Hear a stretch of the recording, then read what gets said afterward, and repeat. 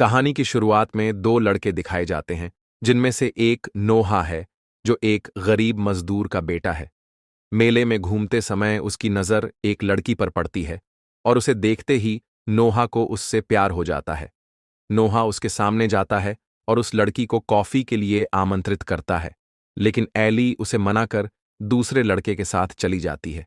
वह उस लड़के के साथ झूले पर बैठी होती है और नोहा नीचे खड़ा होकर बस उसे देखे जा रहा है।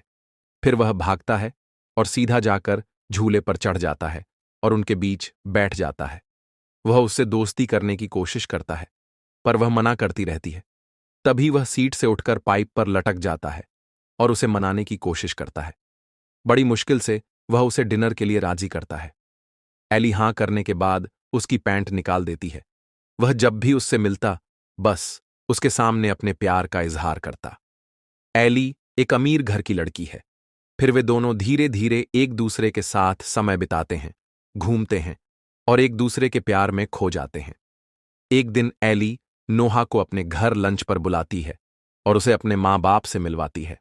वहां एली की माँ को नोहा की गरीबी के बारे में पता चलता है और वह बातों बातों में उसकी बेइज्जती कर देती है। नोहा एली को अपने ड्रीम हाउस पर लेकर जाता है और उसे बताता है कि एक दिन वह पैसे इकट्ठा कर इस घर को खरीदेगा और इसे नवीनीकृत करेगा। इसके बाद वे दोनों आपस में अंतरंग होते हैं। उधर एली के पिता ने उसे ढूंढने के लिए पुलिस लगा दी। नोहा एली को लेकर घर पहुंचता है। जब एली घर जाती है, वहां पर स्थिति खराब है। एली के माँ बाप नोहा की बेइज्जती कर देते हैं और एली को उससे दूर रहने को कहते हैं। नोहा यह सब कुछ सुन लेता है और वहां से चल देता है। एली उसे रोकती है, लेकिन नोहा उसे समझाता है कि हम दोनों का कोई भविष्य नहीं है। एली गुस्से में उसे पीटती है। वो गाड़ी में बैठकर वहां से चला जाता है। फिर अगली सुबह एली के माँ बाप उसे शहर ले जाने की तैयारी करते हैं। वह भागकर नोहा से मिलने जाती है, पर वहां नोहा नहीं होता। वह नोहा के दोस्त को सब कुछ बताकर वहां से चली जाती है। तभी नोहा को सब पता चलता है और वह जल्दी से एली के घर पहुंचता है, लेकिन दरवाजा बंद देखकर मायूस हो जाता है। समय बीतता है। नोहा रोज एली को खत लिखता है, पर वे खत एली तक कभी नहीं पहुंचते। साल बीत जाते हैं, पर एली की कोई खबर नहीं आती। नोहा आर्मी में भर्ती हो जाता है और कुछ समय के लिए वह एली को भूल जाता है। वह जंग के बीच एक बर्फीले स्थान पर होता है, जहां उन पर हवाई हमला होता है, लेकिन नोहा सुरक्षित होता है। एली एक नर्स बन चुकी होती है। वहां एक मरीज को एली से प्यार हो जाता है। एली भी उसके साथ घूमती फिरती है और उससे प्यार कर बैठती है।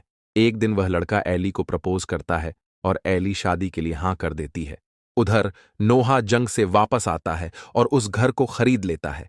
वह घर के नवीनीकरण के लिए सामान लेने शहर जाता है और वहां एली को किसी और की बाहों में देखता है। उसे किस करते देख वह निराश हो जाता है। फिर वह वापस आकर अपने ड्रीम हाउस को तैयार करने में जुट जाता है। इसी बीच नोहा के पिता का देहांत हो जाता है। वह अब पूरी तरह टूट चुका होता है।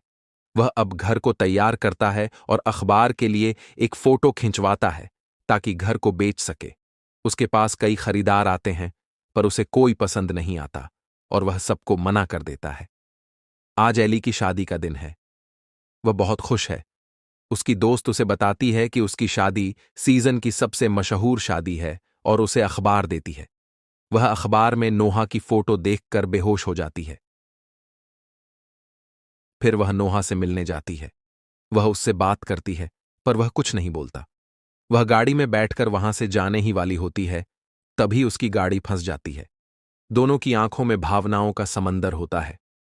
वे बात करते हैं, पुराने किस्सों को याद करते हैं और धीरे धीरे फिर से करीब आ जाते हैं। वो कुछ दिन साथ बिताते हैं, जैसे वक्त ठहर गया हो। एली अब उलझन में है।